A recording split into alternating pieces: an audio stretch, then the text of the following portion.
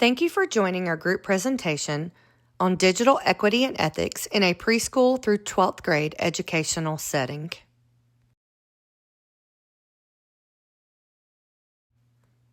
You may be asking, what is digital equity and ethics? Digital equity and ethics emphasizes creating and using technology in ways that are fair and responsible, but also inclusive and accessible for everyone. When looking at digital equity and ethics in schools, there are several key areas that we must consider.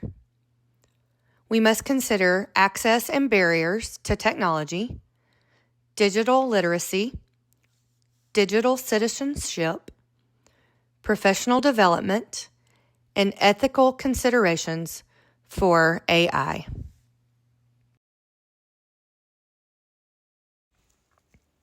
There are two key questions to consider when discussing digital equity and ethics. First, does digital accessibility equate to digital equity in education? Questions that fall under this would be, will all students have the same access to digital resources? For example, free or paid versions of generative AI, since they don't have the same features. Will every teacher have the same level of implementation of educational technology in their individual classroom? Given the variety of teachers across multiple school districts, will every student receive the same opportunity for quality training on digital and media literacy? Second, is it ethical that student learning, performance, and academic outcome be determined by bias in an algorithm or data set? Questions that fall under this are, to what extent is prompt engineering an intuitive skill for students, particularly for ELLs and students from historically marginalized communities?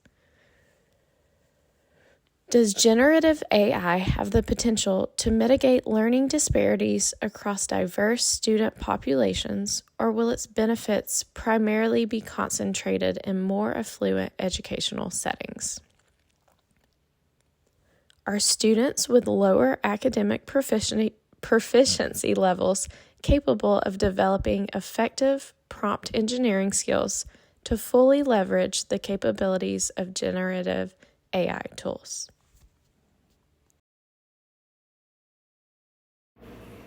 There are many digital equity challenges that students and their families will face. Two of those challenges are digital literacy and access to quality internet. Not all students come from a household that has access to technology. This creates a barrier for students in the classroom when navigating websites or educational applications due to their experience with technology.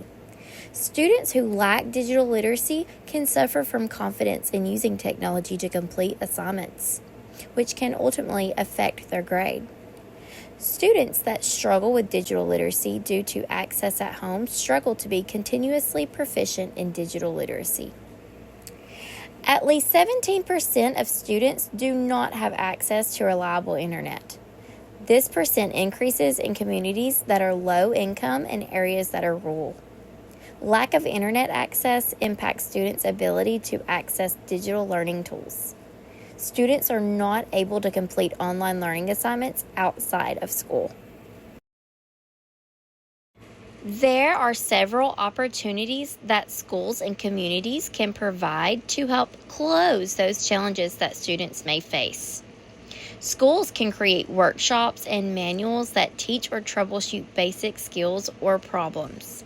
And schools can offer access to a team of technological experts to help them with any questions in real time. Schools can also create an internet partnership with internet providers that can reduce costs for students in the district. Schools can offer after hours in the library or computer labs.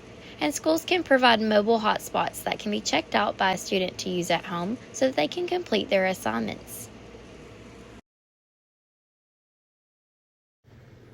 Digital equity and ethics strategies, what does it do? Now, what strategies can we implement? Personal hotspots. These ensure every student has internet access at their home at any given time. We can also use digital citizenship education. This would teach students to behave responsibly and ethically online. Professional development would equip teachers with the tools and training to support digital equity and models of ethical use. Digital equity and strategies, again, why it matters. Why are these strategies so important for our students?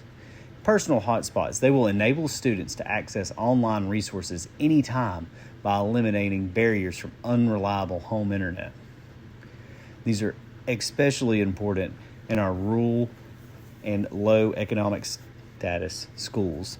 Digital citizenship education. The access to technology isn't enough for our students today. They must learn how to use it ethically and safe. And we have given students so much technology, I believe it is really important that we take the time to make sure to teach them how to use it. Professional development. We may be giving all of these students all of this technology, and we're also giving it all to our teachers, so the proper training is essential for educators to effectively integrate technology without leaving any student behind.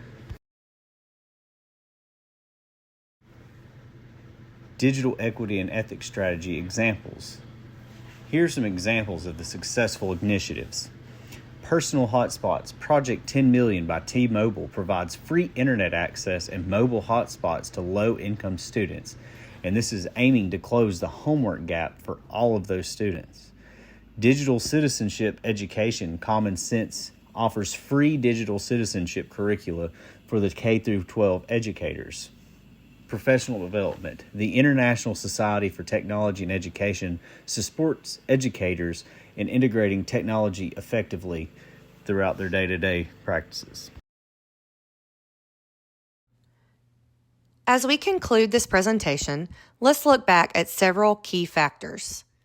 Digital equity and ethics emphasizes creating and using technology in ways that are fair, responsible, inclusive, and accessible for everyone.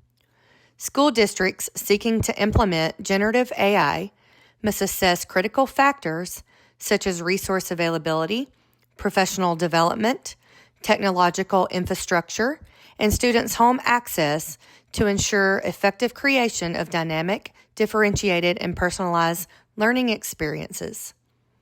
It is also important that students and their families have access to resources that teach them basic literacy skills so that students can feel confident working with technology in the classroom and can complete their assignments online.